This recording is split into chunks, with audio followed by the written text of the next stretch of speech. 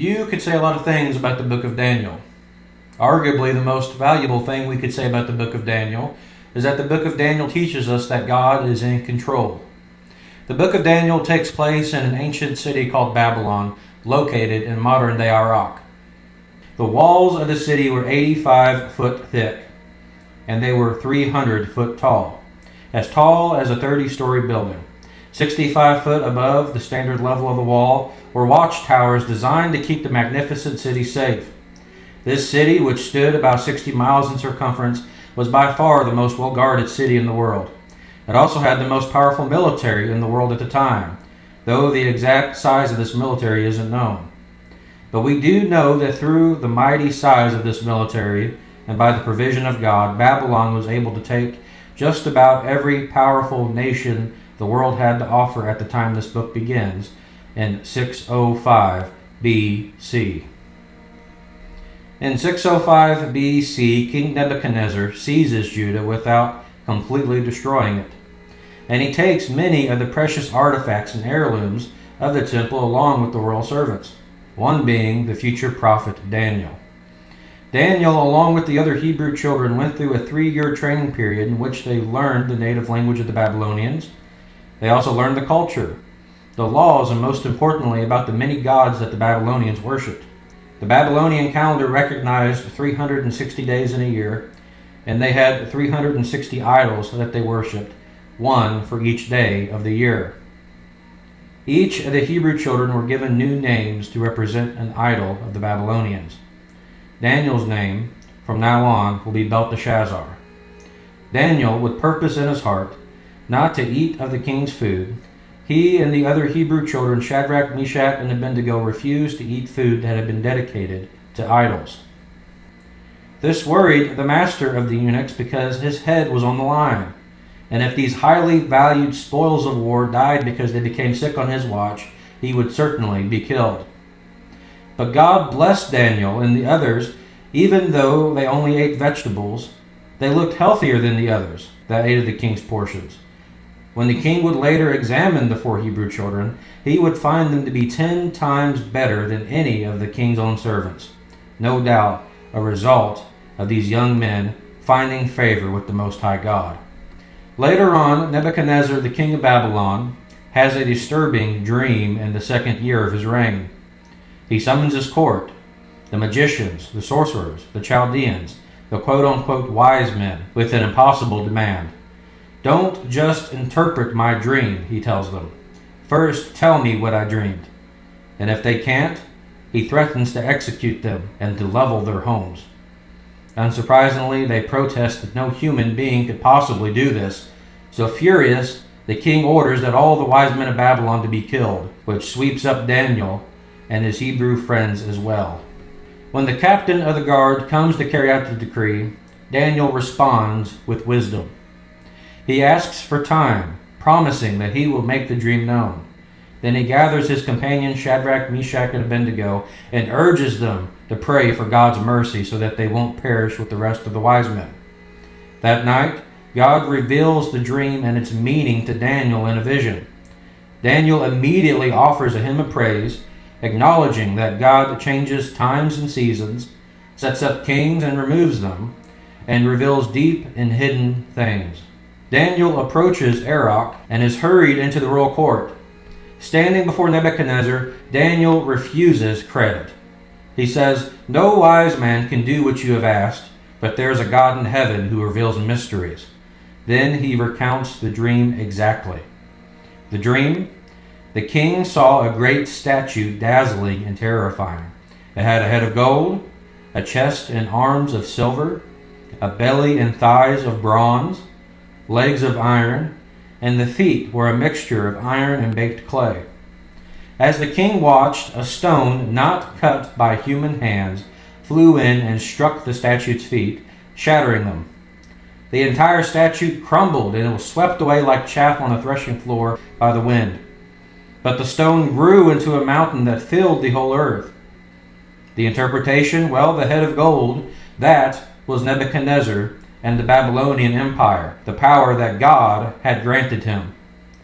After Babylon will come another kingdom inferior, symbolized by the silver, which will be the Medo-Persian Empire. Then a third, the bronze, which will represent Alexander the Great in Greece.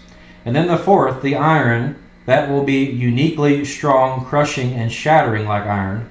This will be the Roman Empire. The feet and toes, iron mixed with clay, picture a later divided kingdom, partly strong, partly brittle, full of alliances that don't truly hold together. In the days of those kings, the God of heaven will establish a kingdom that will never be destroyed, that will not be left to another people. This is the stone cut without hands. God's kingdom will break these temporary empires and endure forever. Daniel closes by saying effectively, this is the dream, and this is the certain interpretation. Nebuchadnezzar's response is dramatic. He falls on his face before Daniel, pays him high honor, and orders that gifts and offerings be presented. He publicly acknowledges Daniel's God as the God of gods, the Lord of kings, and the revealer of mysteries. Not a full conversion, mind you, but a striking confession in that moment. The king promotes Daniel, lavishing him with gifts and making him ruler over the province of Babylon and chief over all of the wise men. At Daniel's request, Shadrach, Meshach, and Abednego are appointed to high administrative positions, while Daniel remains at the royal court. This chapter greatly demonstrates what God can do through a man who seeks out his face, who doesn't take credit for himself, who prays when things don't go the way that they should go. Let this chapter be a reminder to those who try to do things on their own, that we can do nothing on our own. Only through God can we do anything. Around 10 years after the dream, we see King Nebuchadnezzar building a colossal statue of gold, 90 foot tall, 9 foot wide, set up in the plain of Dura in Babylon. This monument wasn't just for decoration. It was meant to unify his empire under one act of worship. He summons all the officials, the satraps, the prefects, the governors, the advisors, the treasurers, the judges, the magistrates, anyone he could think of, from all across the empire to attend its dedication. A herald announces the decree. At the sound of the horn, the flute, the harp, the lyre, and all symphony with all kinds of music, you must fall down and worship the golden image that King Nebuchadnezzar has set up. Whoever does not fall down and worship will be immediately thrown into a blazing furnace. This atmosphere is tense. Music plays, and people from all nations and languages bow down before the towering idol. Among the crowds are the Jews exiled from Judah, but Shadrach, Meshach, and Abednego refuse to bow. Their loyalty is to the God of Israel, which forbids worshiping idols. Some astrologers eager to accuse the Jews report this defiance to Nebuchadnezzar. They pay you no attention, O king. They neither serve you nor your gods nor the image which you have set up. Nebuchadnezzar is enraged but summons the three men. He offers them a second chance. If you are ready to fall down and worship the image when you hear the music, very good, but if you do not, you'll be thrown immediately into the fiery furnace. Then what God will be able to deliver you from my hand? Their response is remarkable, calm, bold, unshaken. O Nebuchadnezzar, we do not need to defend ourselves before you in this matter. If we are thrown into the blazing furnace, then the God that we serve is able to save us from it, and he will rescue us from your hand. But even if he does not, we want you to know, O king, that we will not serve your gods, nor worship the image of gold which you have set up. This is not an act of defiance on the part of Shadrach, Meshach, and Abednego. This is simply faith in action. This is faith that trusts God's sovereignty, whether he is to deliver them or not. Nebuchadnezzar's fury boils over. His face distorts with rage. He orders that the furnace to be heated 7 times hotter than usual. The strongest soldiers bind Shadrach, Meshach, and Abednego, and they throw them in, fully clothed, ropes around their bodies. The fire is so fierce that the flames kill the soldiers who get too close. But once inside, something miraculous happens. Nebuchadnezzar leaps to his feet in astonishment. Weren't there 3 men that we tied up and threw into the fire? His officials confirm it. The king declares, "Look, I see 4 men walking around in the fire, unbound and unharmed, and the 4th looks like the Son of Man." The ropes are gone. The fire does not touch them. The mysterious 4th figure, a divine presence, being an Old Testament appearance of Jesus, known as a Christophany. Nebuchadnezzar rushes to the furnace and calls out, "Shadrach, Meshach, and Abednego, servants of the Most High God, come out." They step out completely unharmed. Not a hair is singed on their head. Their clothing is not scorned. Not even the smell of smoke clings to them. The king publicly praises their God. Praise be to the God of Shadrach, Meshach, and Abednego, who has sent his angel and rescued his servants.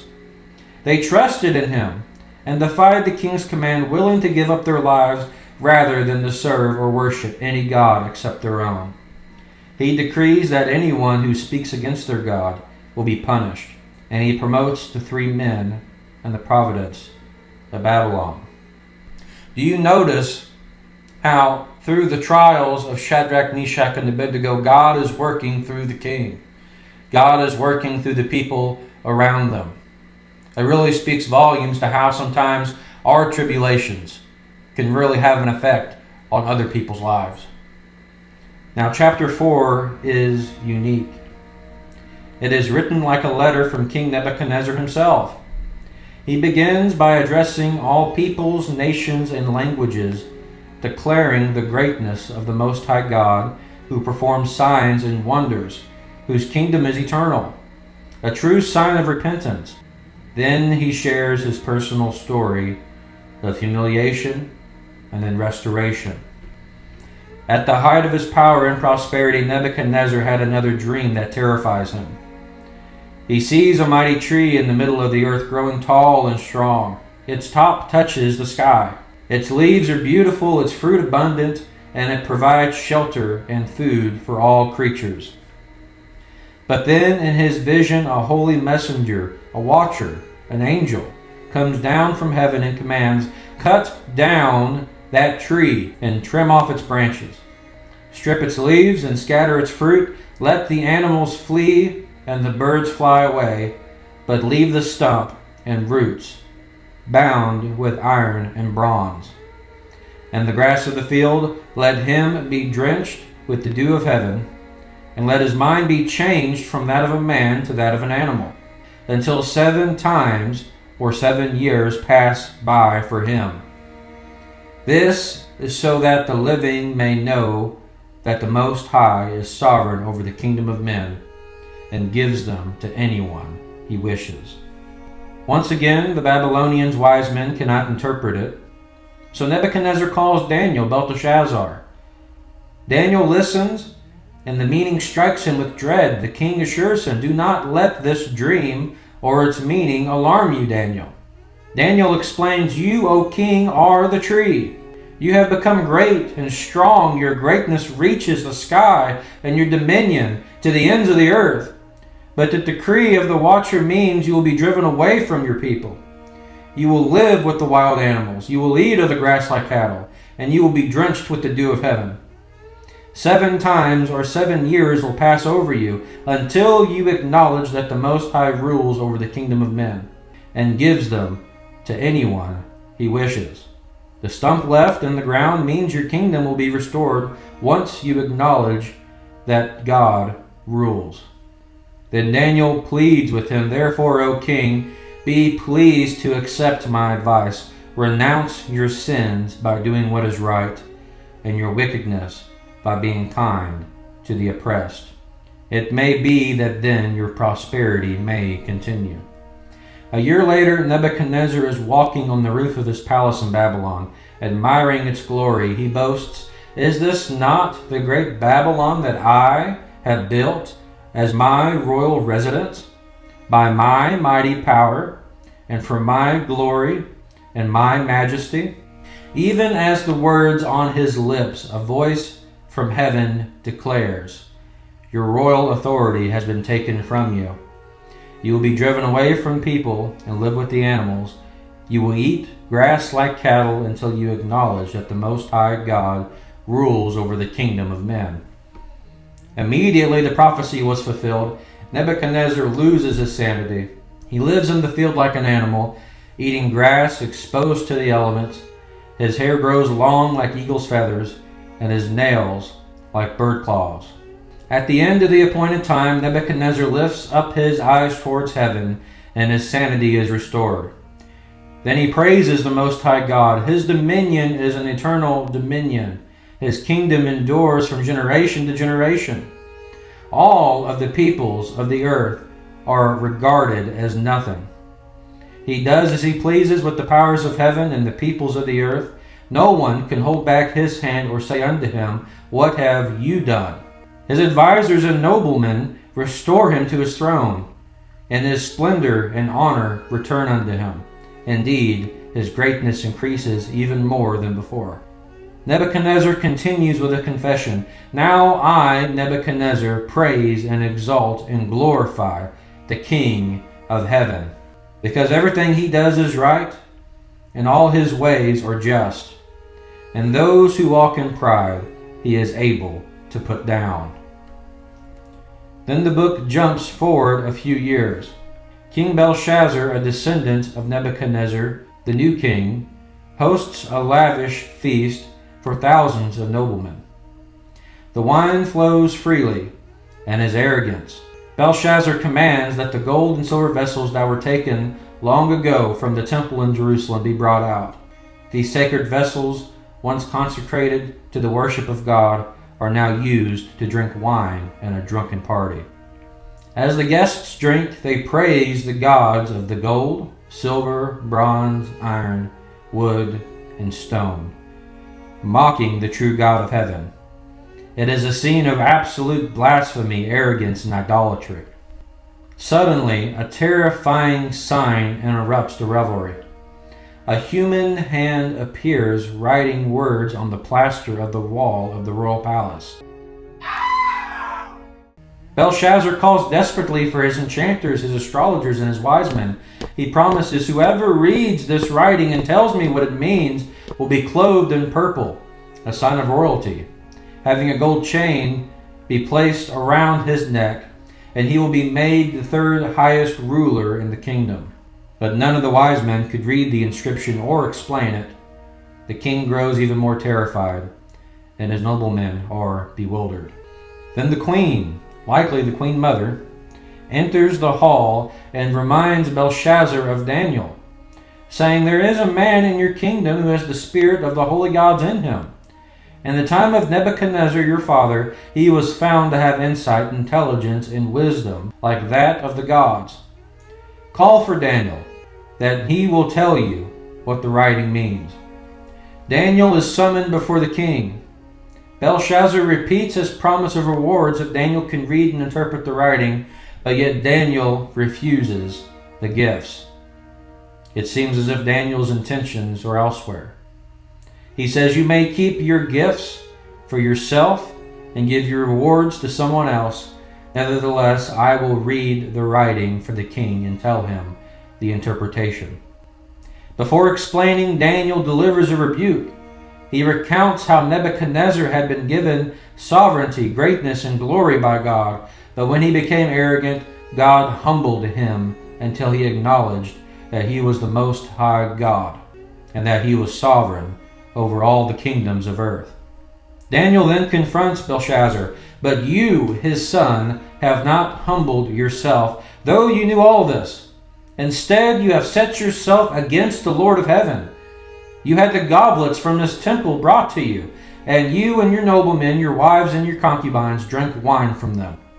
You praised gods of silver and gold, of bronze and iron, wood and stone, which cannot see or hear or understand, but yet you did not honor the God who holds in his hand your life and all of your ways. Therefore he sent the hand that wrote the inscription." The mysterious words written on the plaster of the wall are, "Mene, Mene, Tekel Upharsin." Daniel explains the meaning. meaning God has numbered the days of your reign, and he has finished it. Tekel, you have been weighed on the balances and found lacking. Paris, which is the singular of a parson, your kingdom is divided and given to the Medes and Persians. True to his promise, Belshazzar orders that Daniel be clothed in purple, given a gold chain, and he proclaimed that he would be the third highest ruler in all the kingdom. But the judgment falls swiftly. That very night, Belshazzar, king of Babylon, is slain, and Darius the Mede takes over the kingdom at the age of 62. Following this, it is important to mention that many years have gone by. Daniel is an old man, likely in his 80s. He becomes highly respected by the new administration, and he was chosen as one of the 3 governors to oversee the kingdom. But because of his integrity, the king planned to promote him over the entire realm. But out of jealousy, the other officials plotted against him. They could find no corruptness in Daniel's work at all, so they began to target his faith. Knowing Daniel's devotion to God, the officials convinced Darius to issue a law. For 30 days, no one could pray to any god or man except the king, or they would be thrown into the den of lions. The law of the Medes and Persians could not be revoked once signed. Despite this, Daniel continued his daily practice. 3 times a day, he prayed at his window towards Jerusalem. The conspirators caught Daniel praying and reported him to Darius. The king became distressed, realizing that he had been tricked, but he could do nothing to reverse the decree. So reluctantly, he ordered that Daniel is to be thrown into the den of lions. And he says, "May your God, whom you serve continually, deliver you, Daniel." And then a stone was placed over the den, sealed with the king's signet. That night Darius could not eat or sleep, and at dawn he hurried to the lion's den and called out, "Daniel, servant of the living God, has your God been able to rescue you?" And to his joy and to his delight, Daniel replied that God has sent his angel to shut the mouth of the lions, and he was unharmed because he was found innocent before God and before the king. Darius then ordered Daniel to be lifted out, and he was found without injury. The king then commanded that the men who conspired against Daniel, along with their families, is to be thrown into the den of lions. And unlike Daniel, they were instantly overpowered, crushed by the lions. Finally, Darius issued a decree to all nations, declaring reverence for Daniel's God, the living God who endures forever, whose kingdom will never be destroyed. At this point, Daniel takes a huge shift. Well, not that kind of shift. Daniel chapter number 7 marks a massive turning point in the book. The first 6 chapters are mostly historical stories about Daniel and his friends in Babylon. But beginning here, the focus shifts to Daniel's visions of the future. This chapter is both dramatic and symbolic, and it lays out a prophetic overview of history and God's ultimate kingdom. The vision takes place during the reign of Belshazzar, king of Babylon, which means it happens before the fall of Babylon in chapter number 5. Daniel sees a dream where the 4 winds of heaven stir up a great sea, and from this chaotic sea emerges 4 beasts, each representing a kingdom. Firstly, we have the lion with eagle's wings. It represents a powerful empire. It makes the most sense to connect it with Babylon, since the lion and eagle were symbols of that nation. Its wings were torn off, and it is made to stand like a man and given a human heart, which recalls Nebuchadnezzar's humbling and restoration in chapter number 4. The second beast is the bear raised on one side. This beast has 3 ribs in its mouth, and it is told to devour much flesh. It represents a kingdom that is stronger on one side than on the other, often interpreted as the Medo-Persian Empire, while Persia became the dominant side. The 3 ribs may symbolize 3 major kingdoms which were conquered under this empire. And thirdly, the leopard with 4 wings and 4 heads. This symbolizes a fast-moving and divided empire. Many connected with Greece, especially under Alexander the Great, who conquered it swiftly, and whose empire is split into 4 parts after his death. And the 4th beast, known as the terrifying 4th beast, unlike the others, this beast is not compared to any animal. It is dreadful, it is powerful, iron-toothed, trampling everything. It has 10 horns representing rulers or kingdoms. From among them will rise a little horn, small at first, but it uproots 3 other horns, speaking boastfully, and it wages war against God's people. This figure is often linked to the arrogant king Antiochus Epiphanes, known as the Old Testament Antichrist, or seen as pointing forward towards the future Antichrist. As the beasts rage on, the vision shifts to a heavenly courtroom. Daniel sees that the Ancient of Days, a title for God himself, is seated upon a fiery throne. His clothing is white like snow, his hair is pure like wool, symbolizing purity, righteousness, and wisdom. Fire streams out before him, and countless angels attend him. The books are opened, symbolizing judgment. The 4th beast is judged and destroyed. The other beasts lose their power, but are allowed to live for a time.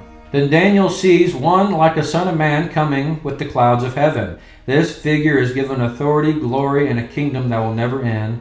All nations and peoples worship him. This is one of the most important passages of the Old Testament.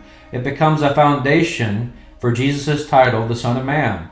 When Jesus uses this phrase in the Gospels, he is identifying himself as this heavenly figure who rules over God's eternal kingdom.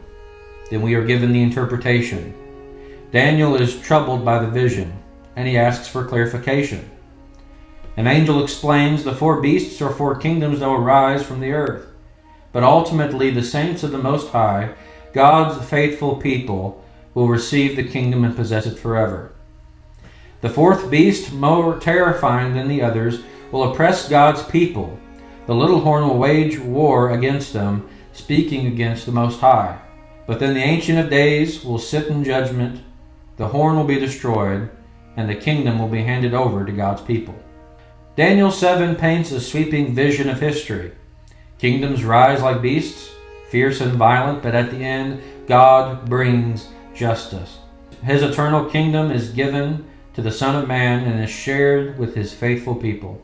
For Daniel and for us, this chapter is a reminder that no matter how chaotic the world appears, God is in control. History is heading towards his rule, and his kingdom will last forever. Daniel then has a vision during the reign of King Belshazzar. In it, he sees himself standing in the Euclid Canal. Suddenly, a 2-horned ram appears. One horn is taller than the other, symbolizing unequal strength. The ram charges west, north, and south, and no beast can stand against it. The ram represents the Medo-Persian Empire, with Persia rising above Media in power. Then a goat with a prominent horn between its eyes comes from the west, moving so fast that its feet barely even touch the ground. The goat attacks the ram with great fury, breaking its horns and trampling it. The goat symbolizes the Greek Empire, and the prominent horn is Alexander the Great. Yet the large horn of the goat is suddenly broken, and 4 smaller horns rise in its place. This shows how after Alexander's sudden death, his empire was divided among 4 of his generals. From one of these horns grows a little horn, which becomes exceedingly great. This represents a later oppressive ruler, commonly understood to the point to being Antiochus Epiphanes, a Greek ruler from the Seleucid Empire. He desecrated the temple in Jerusalem, outlawed Jewish practices, and exalted himself against God. The little horn grows so arrogant that it reaches to the hosts of heaven and throws some of the stars, a picture of God's people, down to the ground. It stops the daily sacrifices and defiles the sanctuary, prospering through deceit. Daniel hears holy ones asking, "How long will this desecration last?" And the answer is given: 2,300 days after this period, the sanctuary will be restored. God sends the angel Gabriel to explain the vision to Daniel. The ram is confirmed as the Medo-Persian Empire, the goat is Greece, and the bighorn as its first king, Alexander the Great. The 4 horns are divided into 4 different kingdoms after him. Out of one of them arises a fierce king who will cause great trouble and destruction, deceiving many, opposing God, and desecrating the temple. But in the end, this arrogant ruler will be destroyed, not by human hands, showing God's ultimate judgment. The vision overwhelms Daniel. He is sick for several days and deeply troubled because the prophecy shows the coming suffering of God's people, though he continues faithfully with his royal duties. The next chapter begins in the first year of Darius the Mede's reign. Daniel is studying the scriptures and realizes from the writings of the prophet of Jeremiah that Jerusalem's desolation will last 70 years.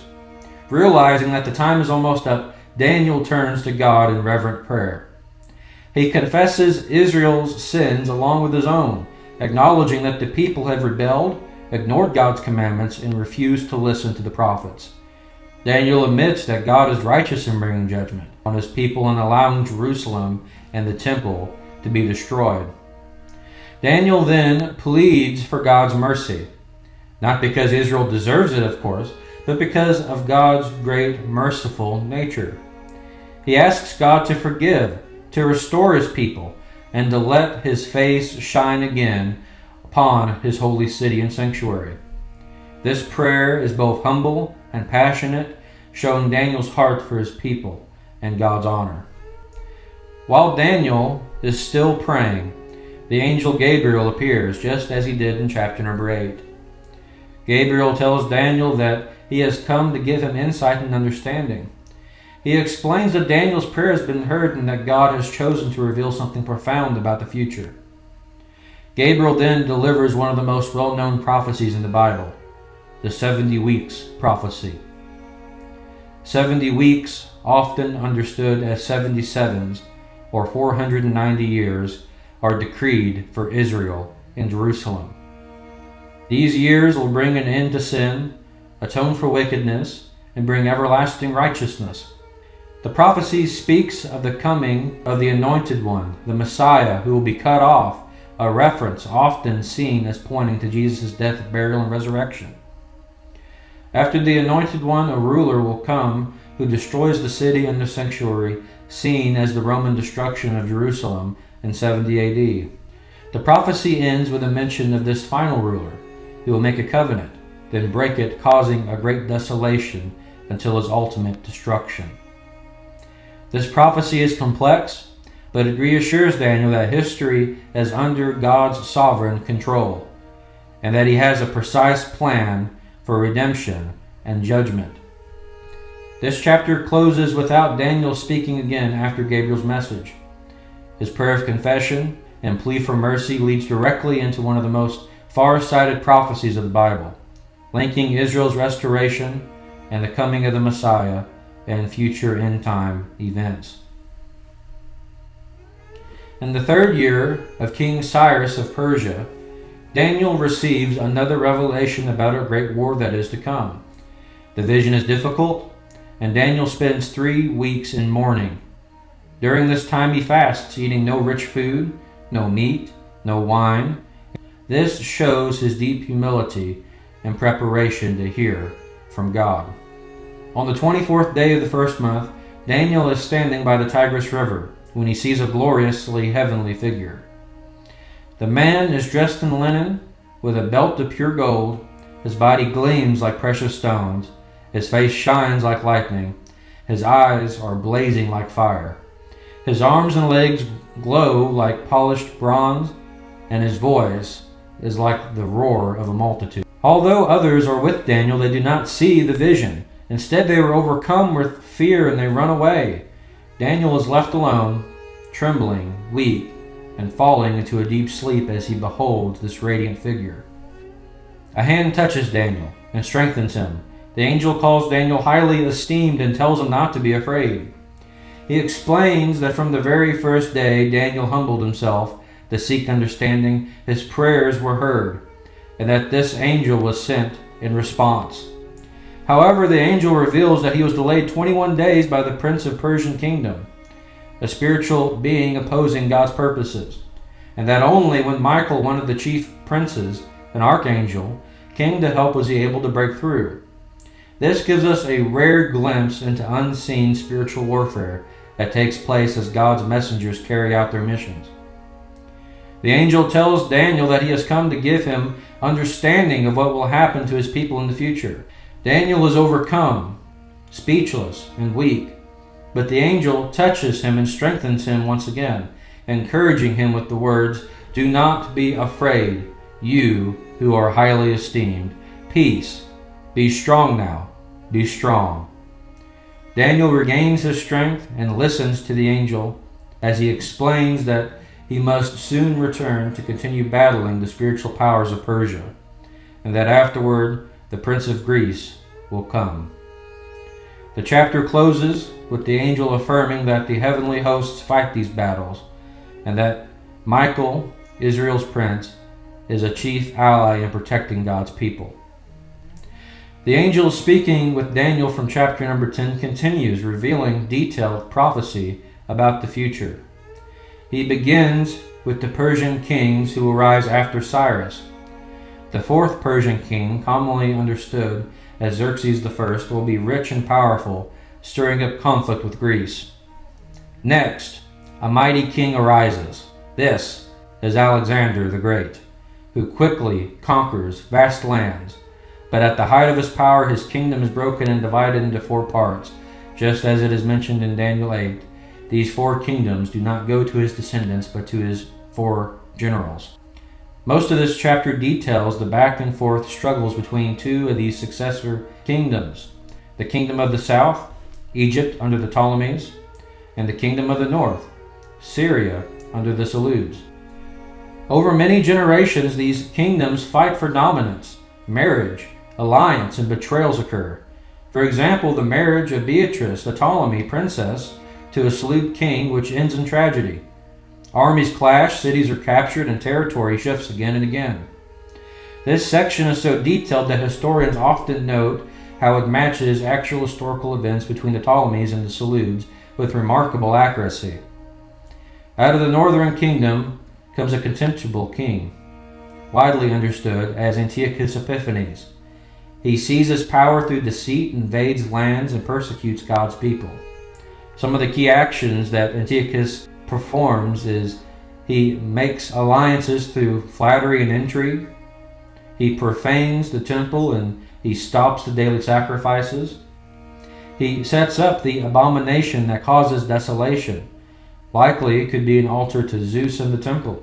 He oppresses the faithful, though some resist and remain steadfast. This period corresponds to the events leading to the Maccabean revolt, when faithful Jews resist Antiochus's attempts to destroy their worship of God. The prophecy begins to move beyond Antiochus to a future king who exalts himself above every god. He speaks blasphemies, worships military might, and wages war until he comes to his end.